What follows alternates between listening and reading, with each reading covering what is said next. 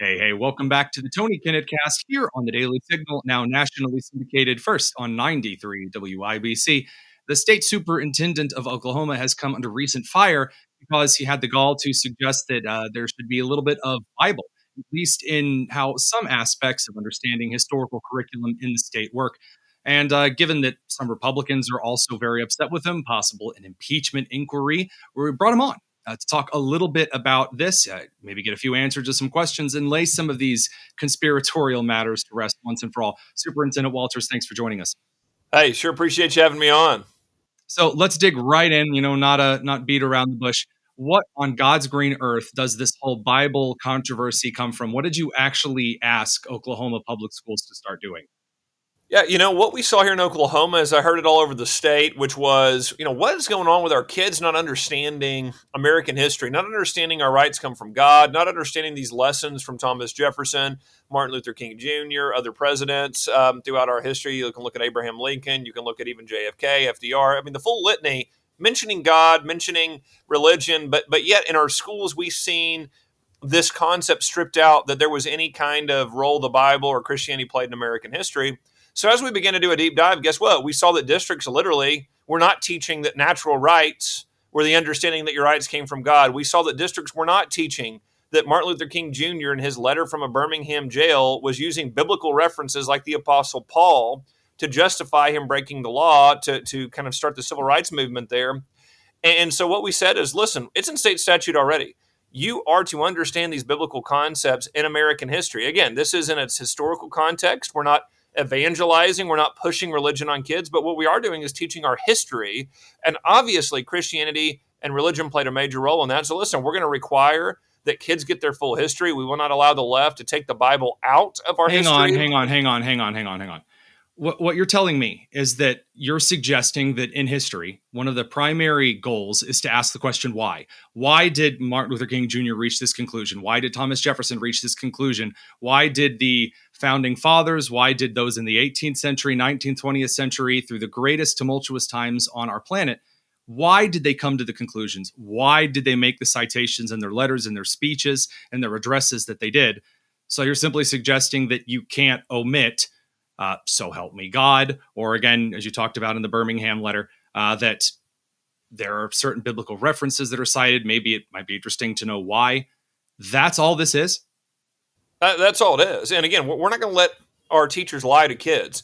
Why did the Pilgrims come to America? Good luck explaining that without talking about their faith. And again, so what we're doing is we're bringing the Bible back in its historical context, ensuring that our kids understand where did America come from, where did its values come from. And again, that's history. You don't have to like it. You don't have to agree with it. You can be offended by it, but you can't rewrite our history. And again, throughout American history, the Bible is the most cited work in American history. It's the most read book in American history. So, of course, if you don't have it in a classroom in any context, frankly, that's academic malpractice. Now, none of that in there I'm hearing has anything to do with proselytizing. Of course, you already said that this isn't some kind of evangelistic measure. I haven't actually heard you say anything about requiring students to memorize certain passages of scripture or anything like that. You're just talking about the historical context of the book that was in part a huge portion of how the cultural framework of this nation was set up and argued and rationalized in letters to, for example, the King of England, perhaps also rationalized in the abolition movement before, during, and after the Civil War. Now, of course, you're getting hit over the head, not with those claims that this is unnecessary. You're getting hit over the head with the claims that you're proselytizing, that this is some kind of a big cultural push. You're just trying to gain attention by doing this. What do you have to say to those kind of comments? Yeah, well, look, the left's done a really great job of fighting back and lying to our kids about our history, trying to make kids ashamed of our history, trying to make kids not understand our history. And look, those type of attacks from the left, they don't do anything to me because it's very clear.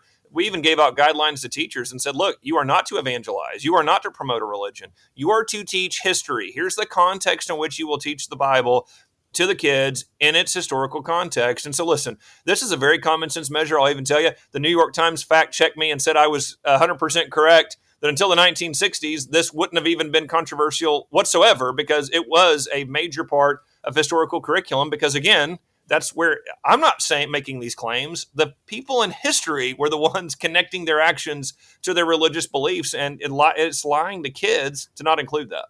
Now you say, people throughout history. Do you have some kind of qualification, maybe something that you've done in your prior work in your career, maybe a subject that you taught for a certain number of years that, you might have studied this out before?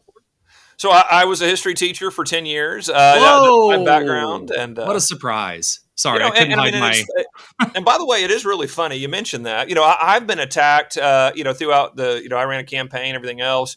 But, I had former students that would come out of the woodwork and say, we never even knew he was really conservative. And I always took that as a compliment of, yeah, that's because when I taught, it was about academics. It was about ensuring that you guys had a professional in front of you, that I'm not pushing one thing or the other. Hey, I referenced the Bible. Of course I did. I taught a history class.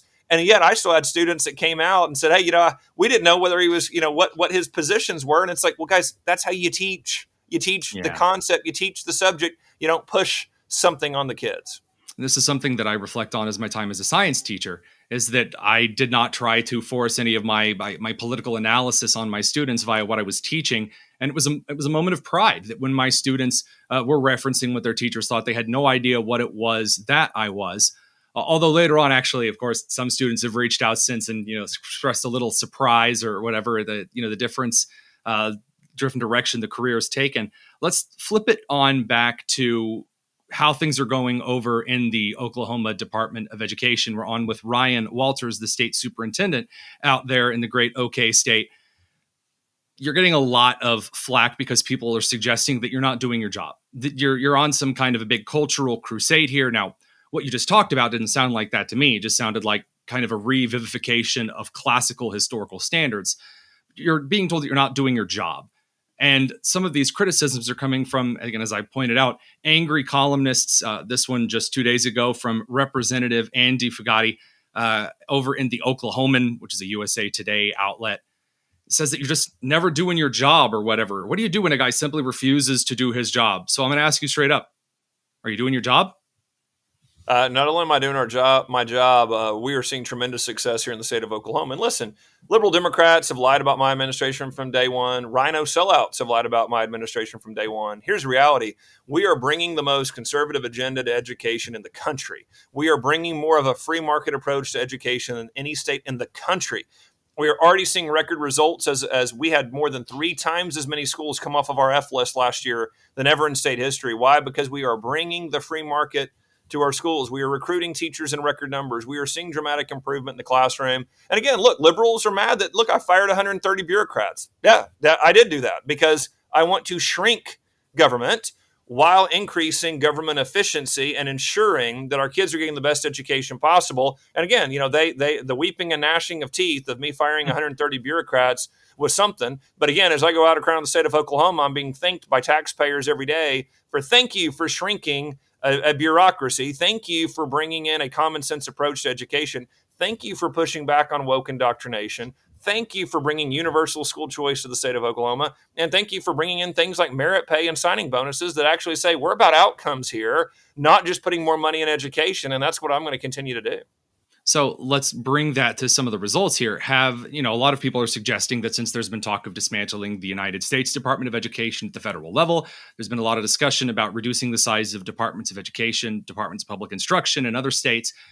Since you fired all of the bureaucrats, to put it in the framework that you placed it, have you seen the bottom fall out of Oklahoma education? Have students just become illiterate overnight? Because this is what I'm told is going to happen by teachers' unions like the NEA and the AFT if we reduce the size of government bureaucracy and education programs. Yeah, so the federal Department of Education needs to go. I completely agree with President Trump on that. It's got to go, got to get rid of it.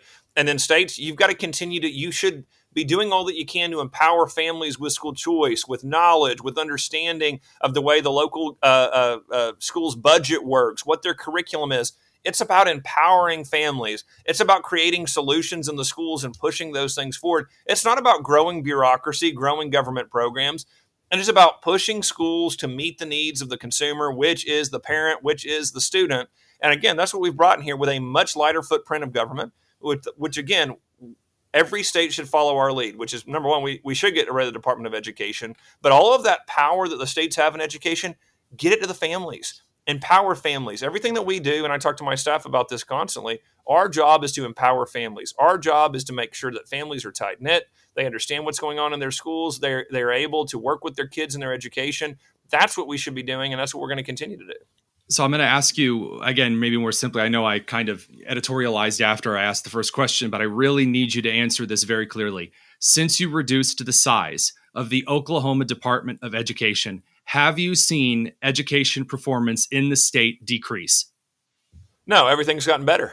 Again, less government, more empowerment of local schools and families. We've seen everything get better. And again, we're on an incredible trajectory here. What's going on in Oklahoma is, again, I inherited one of the worst education systems in the entire country. We were 49th in most of our educational outcomes, 48th, 49th.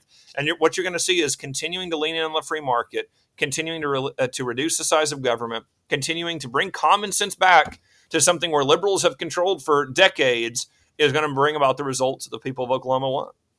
Superintendent Walters, are you telling me the teachers' unions lied to me? They lied to us? I can't believe it. I, sir, am shocked. I am aghast that the teachers' unions told me that if you reduce the size of government, kids are going to become illiterate overnight. And you're saying in Oklahoma, and by the way, I'm also kind of reading the data, kind of a useful thing to have out. Kids are doing pretty darn well in Oklahoma. Superintendent Ryan Walters, thank you very much for joining us. We will be back in just a minute. Don't go anywhere. This is the Tony Kinnett Cast here on the Daily Signal, nationally syndicated and first on 93 WIBC.